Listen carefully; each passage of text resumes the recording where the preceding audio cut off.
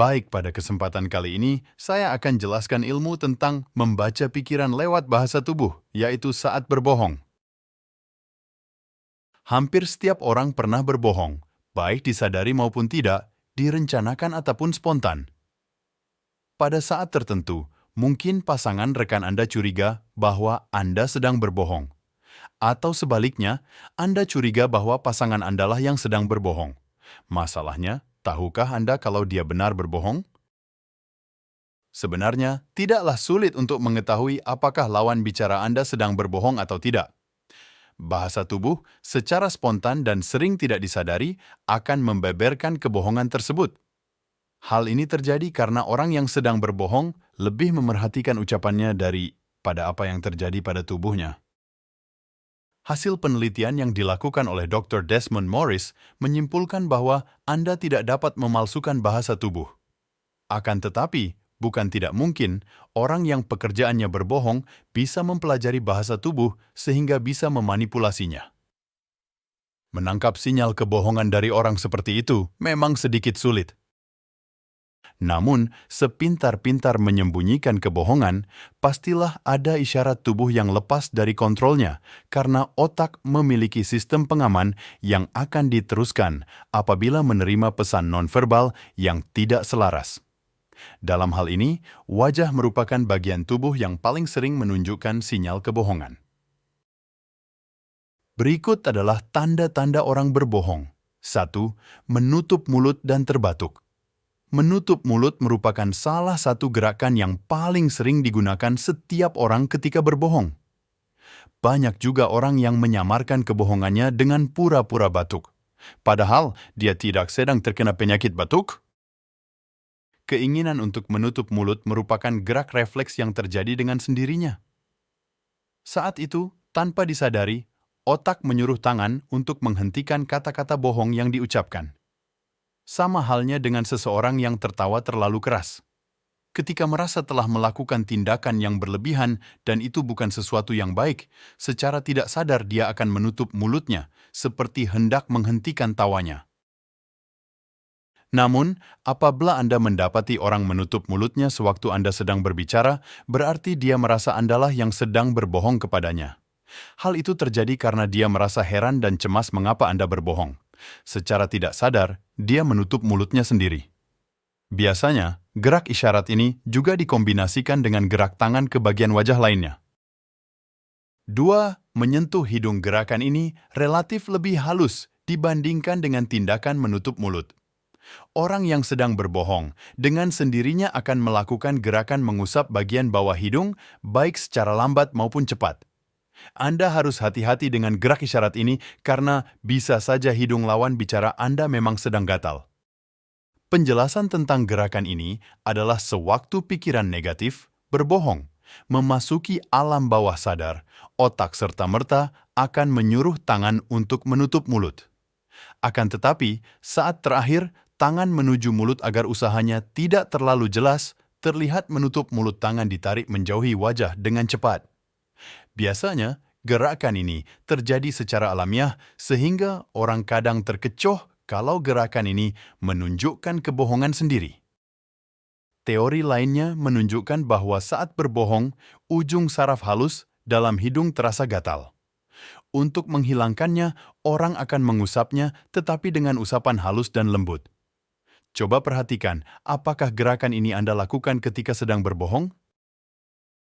3. Memalingkan pandangan, menggosokkan mata, jumlah kedipan. Mata adalah gerbang jiwa, jendela hati. Mata dapat menceritakan segalanya. Hal ini bukanlah ungkapan yang berlebihan. Ungkapan itu memang benar adanya. Mata dapat menceritakan suasana hati, termasuk ketika Anda berbohong. Saat berbohong, mata akan selalu berupaya untuk melihat ke arah lain. Entah itu ke bawah, ke atas, yang penting bukan ke lawan bicara. Bahkan, yang paling sering terjadi adalah mata menerawang entah kemana, sementara Arnulut terus berbicara tentunya berbicara bohong. Biasanya, memalingkan pandangan juga diikuti dengan gerak isyarat menggosok mata seolah-olah sedang gatal, padahal tidak. Bisa juga pandangan tetap tertuju kepada lawan bicara, tetapi mata sering terasa gatal, tidak benar-benar gatal. Gerakan menggosok mata tidak harus selalu dilakukan di bagian mata, tetapi bisa juga di sekitar mata, seperti di bawah mata atau sekitar alis. Cara lain mendeteksi kebohongan adalah dengan memerhatikan adanya peningkatan jumlah kedipan mata. Orang yang berbohong menjadi gugup sehingga saraf matanya bekerja lebih cepat daripada biasanya. Oleh karena itu, dalam serial TV terkenal, MacGyver selalu menebak apakah lawan bicaranya berbohong atau tidak dengan menghitung jumlah kedipan mata. 4. Memalingkan wajah. Memalingkan wajah ada hubungannya dengan gerak isyarat menggosok mata. Memalingkan wajah bisa dilakukan setelah atau sebelum menggosok mata. Orang yang tidak memandang lawannya ketika sedang berbicara atau mendengarkan sebenarnya sedang mencoba untuk menyembunyikan sesuatu. Michael Argyle, dalam buku The Psychology of Interpersonal Behavior, mengatakan bahwa frekuensi orang saling pandang berkisar antara 30–60% dari waktu pembicaraan. Orang cenderung membutuhkan kontak mata lebih banyak saat mendengarkan dibandingkan dengan ketika berbicara. Artinya, seseorang akan lebih banyak melihat lawan bicaranya ketika lawan bicaranya itu sedang berkata-kata.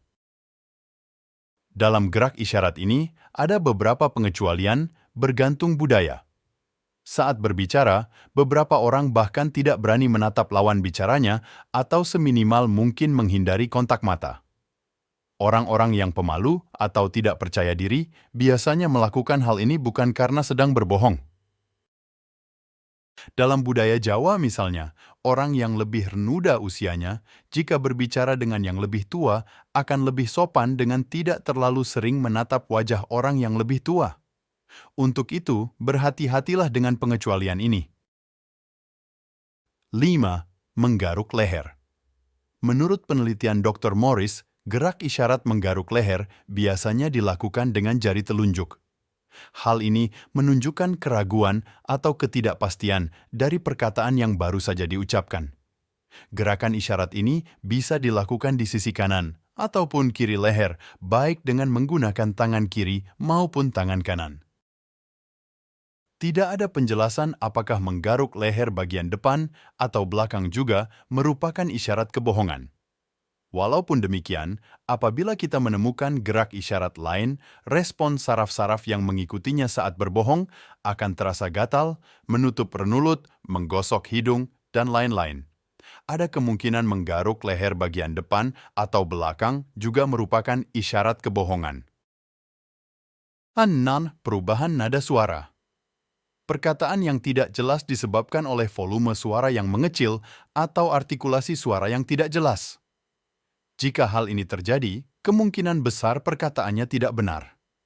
Perubahan suara bisa terjadi ketika seseorang gugup sehingga suara yang keluar menjadi tidak lancar. Kegugupan juga bisa menjadi tanda kalau seseorang sedang berbohong. Pada November 2001, Dr. Gabriel menulis sebuah artikel di situs pictureeyephotoanalysis.com. Artikel tersebut mendukung sinyal-sinyal bahasa tubuh yang sudah diuraikan sebelumnya.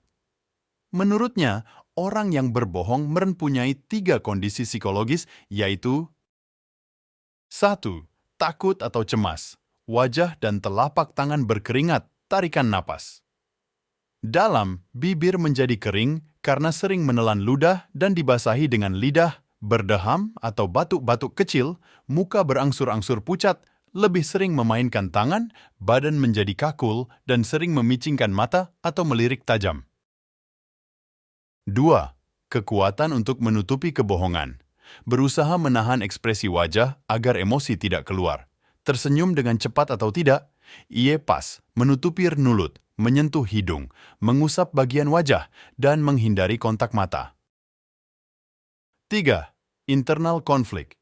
Sering berkedip menaikkan alis, tapi hanya satu sisi, bahu gemetar, hidung terasa gatal, ada perubahan nada suara, tangan gemetar, dan wajah menjadi gugup. Untuk mengetahui dan mempelajari gerak isyarat berbohong, ada baiknya Anda mencobanya sendiri dengan lawan bicara Anda. Tanyakan hal-hal yang sekiranya dia akan berbohong. Saat itulah Anda akan menemukan gerak isyaratnya. Atau coba amati apa yang sering dikatakan oleh para artis dan politikus. Ada sebuah simpulan bahwa orang-orang dengan profesi artis dan politikus adalah orang yang ahli dalam memanipulasi bahasa tubuh. Benar tidaknya, silakan Anda putuskan sendiri. Artis seringkali harus berperan sebagai orang lain, dengan kata lain, dia sering harus berbohong kepada diri sendiri. Begitu juga dengan politikus yang seringkali membohongi rakyat untuk mendapatkan dukungan dengan menyembunyikan fakta. Kebohongan yang dilakukannya sudah mendarah daging dan terus dipraktikkan. Namun, ini tidak berarti semua politikus dan artis itu pembohong. Menurut Argyle, ada sejumlah orang di dunia ini yang saat berbohong justru memperlihatkan tanda-tanda ketulusan. Mereka menatap mata orang dengan tulus dan tidak menunjukkan gerak isyarat berbohong sehingga orang yang sudah mempelajari bahasa tubuh pun akan terkecoh. Argyle menyebutnya sebagai orang-orang Machiavelli. Demikian adalah ciri bahasa tubuh seseorang ketika berbohong. Untuk video berikutnya akan saya jelaskan cara menghadapi orang yang bohong. Terima kasih telah menonton. Support saya dengan like, komen, dan subscribe agar saya lebih semangat dalam membuat konten berikutnya. See you!